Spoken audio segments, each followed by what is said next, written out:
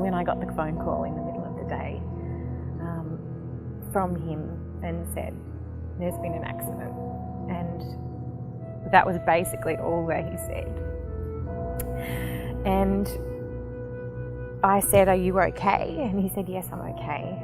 But he could barely speak at that point in time. He'd been awake for, I don't know, a crazy amount of time.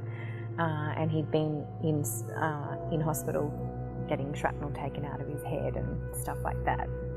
So his convoy was ambushed, and they were hit by an improvised explosive device. And he'll give you all the details. He would give you all the statistical details of that.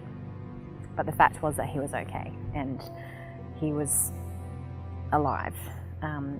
The most amazing thing, which I only discovered later on, was that at exactly the same time that James was hit by the bomb, Abby actually woke up.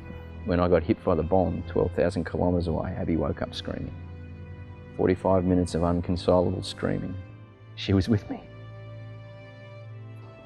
So when I got back and I couldn't hold a conversation for 7 weeks, I was that physically, mentally and emotionally exhausted. We moved to Canberra and he was going to school to learn how to be promoted to be a colonel. So he considered that to be a really important time in his career because he wanted to go back to the 2nd Cavalry Regiment as the commanding officer, and in fact was being groomed to do that.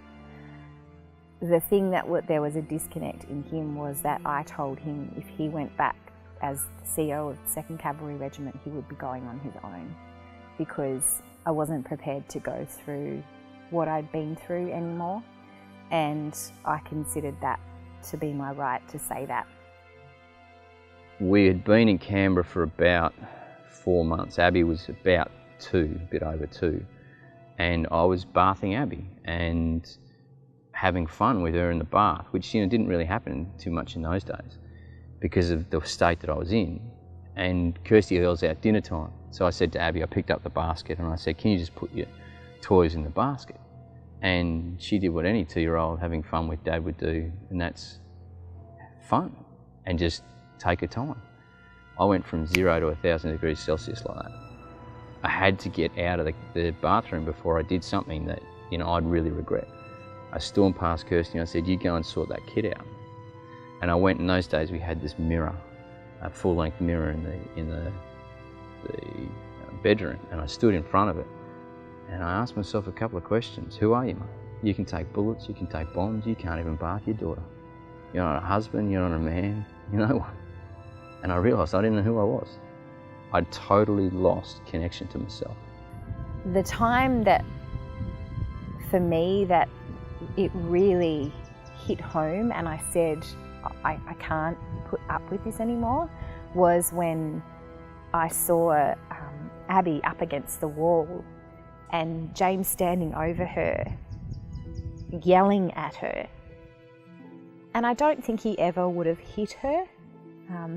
He never physically was violent, but emotionally he was so angry and he yelled at her all the time.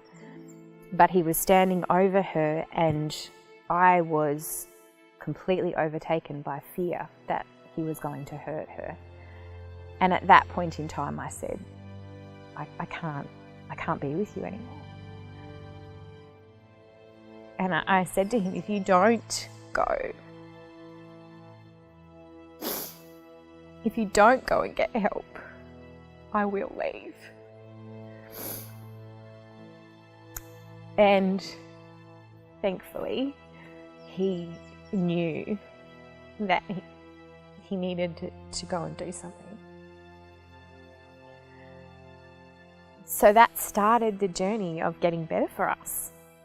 It was Kirsty dragged my ass to an emotional intelligence workshop in the Sydney Masonic Centre of all places in front of 250 people. And on the way in she says, leave your emotional baggage at the door, to which I swore at her, saying that I didn't have any. And James, who'd never admitted his condition to anybody except me, stood up. And I still remember that day so clearly. And he stood up in front of these 300 people and told his story. And he said, I'm not a father anymore. I can't be a father anymore. I don't know how to be a husband or a lover anymore. And I need help. And to me, that was one of the greatest things that he'd ever done, because he'd never admitted to anybody else that he needed help. So if I was to say that from that point everything went smoothly, I'd be lying because it didn't. But at that point, he took ownership of his condition. And when someone takes ownership of their condition, that's when they can decide to get better or not. One of the biggest steps for a sufferer is actually putting their hand up and saying, hey, I've got an issue here. And then asking for help, especially for a man, especially for a frontline soldier, asking for help. I'm meant to be the person who fixes everything, aren't I? So that was quite large. And in the military, I also had issues with asking for help, because I'd seen in Iraq, and my issues with the system, the military system, was that it wasn't effective in helping people with post-traumatic stress. And I judged it as such. It's nothing against the amazing psychologists and psychiatrists out there doing a great job. It's my perception of what was going on. So, added to the fact that I didn't want to be seen as weak, I had a belief that not only was it weak to go to them within the system, but the system wouldn't help me anyway. And that's all about me, not about anyone else. When he decided to leave, so 6 months after we first saw these guys speak and we'd started on this life-changing journey, he decided that he was going to leave the army. But he'd been given a job that he considered to be really important. And so he said, I'm going to leave, but I'm going to leave in 12 months. So when he left the army, he wasn't medically discharged. He left on his own terms. But he went and saw, when he had his psychiatric assessment, he went and saw the psychiatrist, and the psychiatrist said, you suffered the symptoms of post-traumatic stress. So he was diagnosed with post-traumatic stress after he'd left the military. But the psychiatrist also said, these symptoms aren't necessarily showing up for you now. I didn't go straight up from there. I didn't come out of where I was. I went down further, because my awareness, my self-awareness had risen. My level of denial had gone away. And then I started realising all my behaviour traits that were coming out, and I started to feel gutted. It went from self-reflection into self-flagellation. So I dipped down. But I always said to Kirsty, I'll always keep making a step. Now sometimes it was 2 steps forward, 5 steps backwards.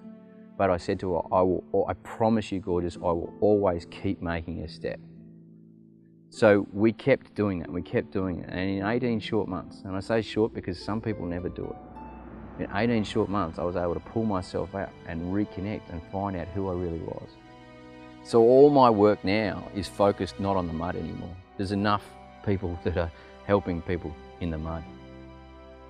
I personally believe for us to let go of the mud, we must have a reason. And that reason has to be tangible, it has to be practical, and it has to be experiential. In other words, people need to be given a taste of the life that they can have. So I love my life now.